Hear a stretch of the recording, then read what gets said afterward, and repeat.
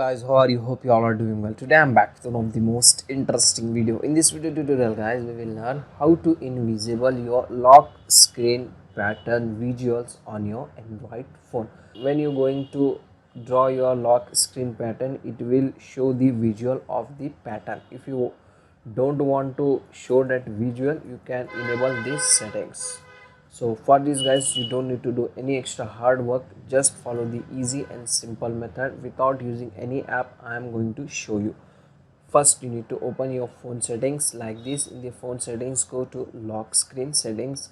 In the lock screen settings, you can get the option secure lock settings. If you are facing the difficulty to find out this particular option, at that time you need to use this search box to search this option. Okay, and open the secure lock screen settings like this, and now it will ask you to enter your lock screen pin, password or pattern. Just enter it, and then here you can get the option make pattern visible.